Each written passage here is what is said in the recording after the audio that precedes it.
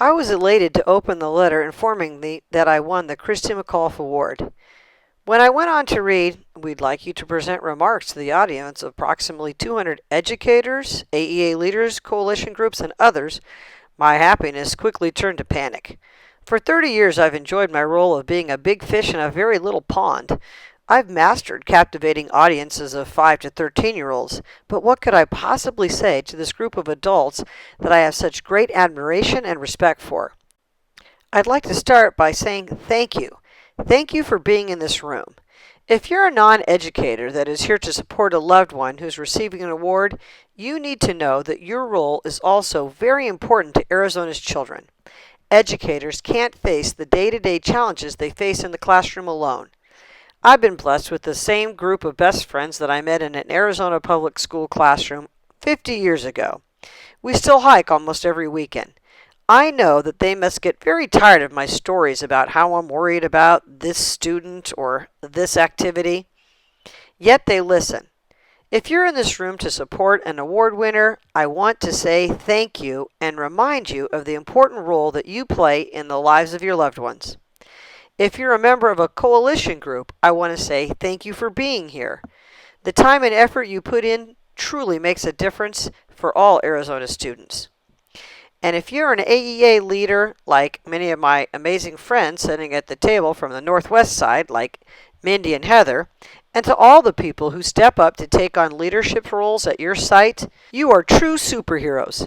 You face the same workplace challenges that all educators face, but at the end of the day, instead of resting or relaxing, you take on the second job of working tirelessly for educators and students. Thank you. You are the true rock stars in this room. So, given that my audience today is not a group of preteens, I'm not sure what words of wisdom I can give you, but I would like to use my 5 minutes to share with my fellow educators the 3 most important things that I've learned in my over 30 years as a public school teacher in Arizona. First and foremost, don't forget who you really work for. Your students are the reason that you became a teacher. Take the time to give them what they need. We all know that students who are loved at home come to school to learn, and that students who are not come to school to be loved. Teaching our students values and facts like hard work and persistence pay off should not be considered part of any hidden curriculum. It should be an integral part of every curriculum. By teaching our students that character counts and the fulfillment of helping others, we can truly change the world. This year, our school brought in over 27,000 pounds of food and over 2,000 shoes for charitable causes. Yes, the cans were used to teach math lessons, but the real lesson is how much we have to be grateful for and how it feels to help others. Of course, your students depend on you to teach them your subject matter. But we should strive to look for ways to incorporate character and giving back into everything that we teach. Everyone deserves to feel good. Our students deserve to be taught that the easiest way to feel good is to do good. In this day and age, we can't take for granted that they're receiving these lessons at home or from society. By taking the time to teach your students the importance of having a strong work ethic, good character, and a growth mindset, you will not only improve your test scores, you will set them up for success throughout their lives.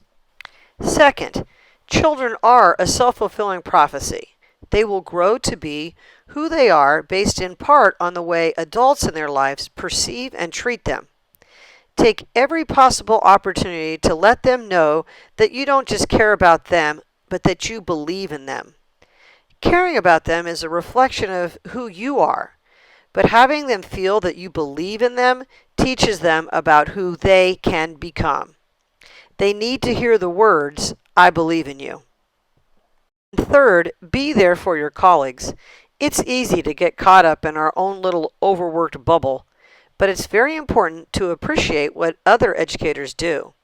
I would highly encourage you to consider making a conscious effort to be a team player and take every available opportunity to support and appreciate your colleagues. And my closing piece of advice would be to take any raise that the Red Forever Red movement brings to your paycheck and pay your AEA dues and invest the rest in your future. Advocating for our students and electing decision makers who value education is the only way that we're going to be able to give our students and colleagues the lives they deserve. When I first joined the AEA in 1989, I had to suspend my membership for a few years while I was a young single parent because I couldn't afford the dues. But as I grew older, I learned that talk was cheap, and in this modern day, everything can look good on social media. But if you really want to know who someone is, look at their day planner and their checkbook register. We can most accurately be defined by how we spend our time and our money. I'm here today with my beautiful daughter. She is now a second-year math teacher in the WESD. She just completed her master's degree in gifted education. When she was born, I struggled to save for her college, but she earned so many community service and academic scholarships that her education was almost all paid for. One of the scholarships she earned, the Nell Wilcox Scholarship, was awarded to her 5 years ago today at the 2014 AEA Delegate Assembly. Oh, I understand that my award today comes with a check for $1,000. It didn't take me long to figure out exactly what I want to do with the money. It was because of the tireless work of the members of the AEA that I've been able to do the work that I love and still earn a paycheck that afforded me the ability to provide for my daughter yet save for her future. It was because of the AEA and other scholarships that she was able to achieve her dream of becoming a teacher. Donating this check back to the WDEA PAC and another $1,000 to a student scholarship fund isn't paying it forward, it's paying it back.